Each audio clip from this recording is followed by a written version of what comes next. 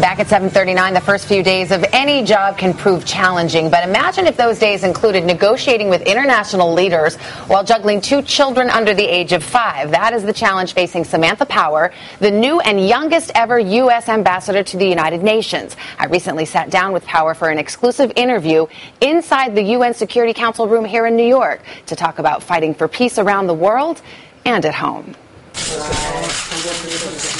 The first test for America's new UN ambassador came early. This is the largest chemical weapons attack in 25 years. And that is to close a deal that would take the U.S. from the brink of military action in Syria to a landmark plan to rid the country of its chemical weapons. You got the deal on Syria.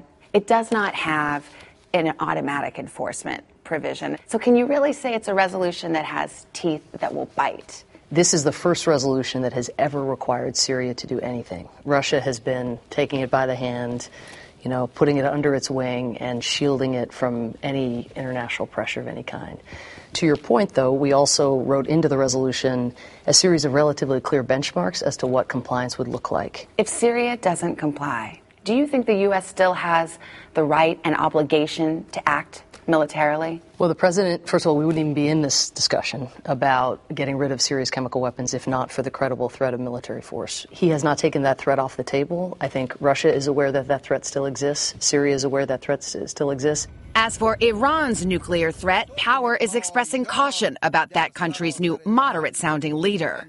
Given the new rhetoric, the president felt it was very, very important to probe and to test and to listen and to see, is there anything new substantively being offered here?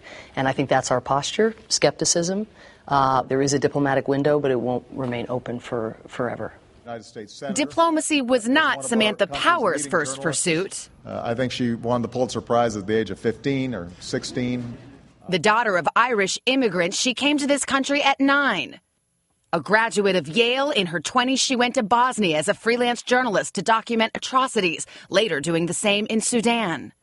Winning acclaim for her sharp pen, her book on genocide won the Pulitzer. Do you almost feel that people are holding up that past life and saying, Samantha Power can't compromise? I think they're very entitled to do that. I mean, I think what helps is they bring to me constantly things that sometimes in the bubble of government one doesn't necessarily get exposure to. When I was a writer or a columnist or a loudmouth pundit, it was very easy. You could, at the end of the day say, I've spoken my piece.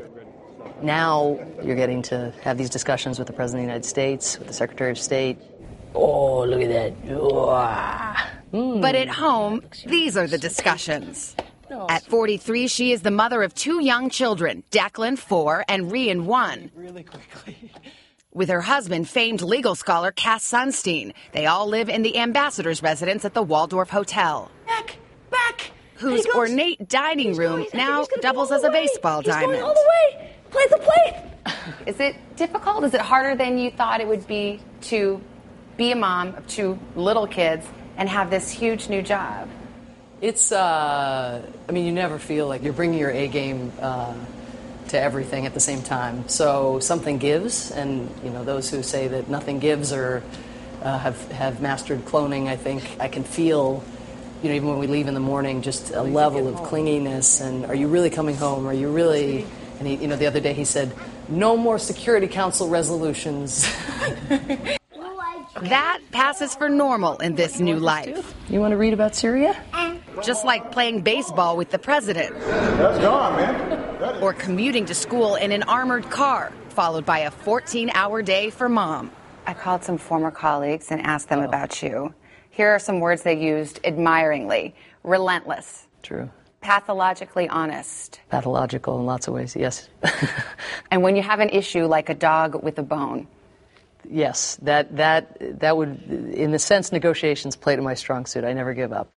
Power was teaching at Harvard when a young then-Senator Barack Obama read her book and invited her to dinner.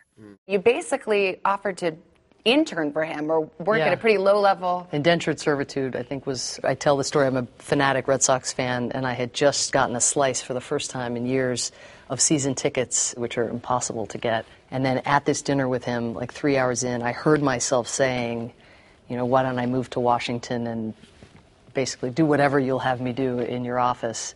And it was only when I left the dinner an hour or 2 later that I realized that I was in effect giving up my season tickets claim for this man. To say nothing of, weren't you a Harvard professor at that point? Too. Red Sox tickets, come on, Savannah. A diehard baseball fan, nothing could prepare Power for the rough sport of politics. In the 2008 presidential race, she was banished from Obama's campaign after she was quoted calling Hillary Clinton a monster. It was beyond searing. I mean, you lose your temper and you're in a campaign and things go back and forth, but it just completely broke my heart that there is a fair amount of negativity heaped upon her that I find massively unfair, and the idea that I could have contributed in some way to that narrative, that was terrible. So, yeah, I have regretted it pretty much every day since. But we worked together very effectively on issues of common concern the last 4 years. I know you apologized to her. I heard there were tears. Yeah, certainly it was very emotional for me. And I was so grateful to be able to say that in person was something that I'm immensely grateful to her to have given me that opportunity. Here you are, UN ambassador, a job I imagine you could scarcely dream of when you came to this country as a little girl. Is there some greater ambition, or have you arrived? Oh, no, this is it. Come on. I get to sit every day behind that little placard that says USA. I couldn't have dreamed of anything like this. The world comes to you here.